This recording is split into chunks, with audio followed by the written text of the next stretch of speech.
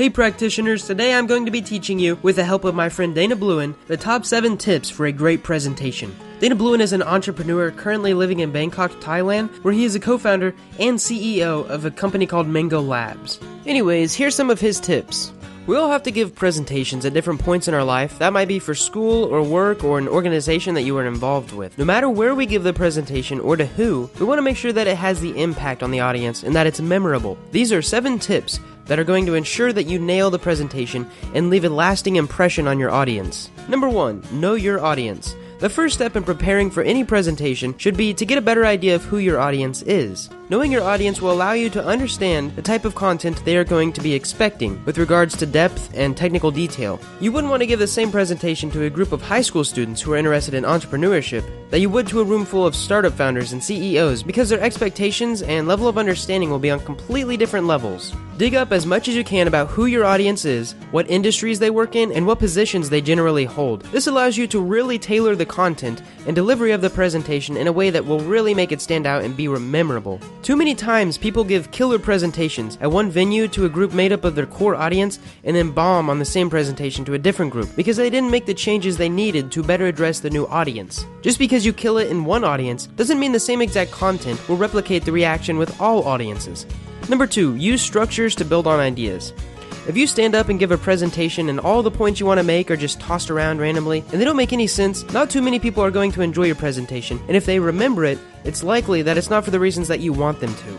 However, if you structure your presentation in a way that each idea, each section builds on the one before it, you help your audience connect with the content and create logical links between the concepts. This is a great way to make more complex ideas easier for the audience to understand and remember. Number 3, use visuals. Another great tool to cement those ideas in the mind of your audience is to use visuals like charts, graphs, and infographics to illustrate and communicate a concept. As many as 65% of people are considered to be visual learners, so if you don't take this approach in your presentation, you are going to ignore the vast majority of the population. Using an image, regardless of if it's a picture, graph, or chart, can be a much more potent conveyor of information and has a much more powerful impact on the audience. A single image can convey so much information, just like the old saying that a picture is worth 1,000 words. It really is.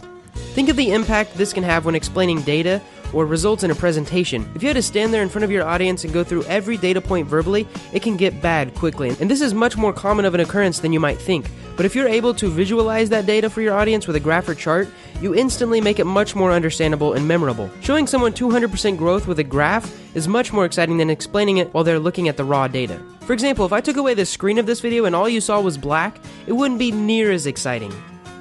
Number 4, repetition is your friend. Having a bit of structure in your presentation goes a long way in keeping the audience engaged because they can follow the information from step to step. But even more than just structuring the flow of the presentation, you also want to build in repetition. This encourages people to remember the key points of the presentation and helps it stick, which again makes it, and you, more memorable. A classic way to go about repetition is something Dana learned early on when he started his public speaking career. Another speaker at a big regional tech event came up to him after a talk and complimented Dana on his delivery and the depth of the material, but asked why he didn't use more repetition. Dana was a bit stumped because he never really thought about that before. The other speaker suggested that Dana start telling the audience what it is he wanted to tell them, just to give them a brief rundown of the key points. After that, move right into the body of the presentation and tell them exactly what was highlighted at the beginning, but obviously with more detail and extra elements that you add in to make the presentation stick. Then end the presentation by telling them what you just told them, reminding them of the key points and a brief summary for final repetition. Using this technique helps to reinforce the main points of the presentation at least 3 times, at the beginning, middle, and end. The key is to find a way to do this that it feels natural and not overly scholastic. And that takes practice, which we'll talk about later on. Tip number 5, have a story to tell. The difference between an average presentation that people zone out of and a great presentation that keeps them engaged is how you convey the information to the audience. A great way to convey the information or key points of your presentation is to use a story. By using a story, preferably an interesting one, you get your point across and you're creating a moment in the presentation that is memorable and easier for the audience to recall later. It's also hopefully going to be something that catches their attention, pulling them into what you were saying. One of the keys here, though, is that it has to be a story you can tell with commitment, and it has to be true. Always be honest with your audience, because if you're not, they will know, and you will have lost all credibility. Tip number 6, be relatable. Being relatable is actually one of the most important factors of your delivery.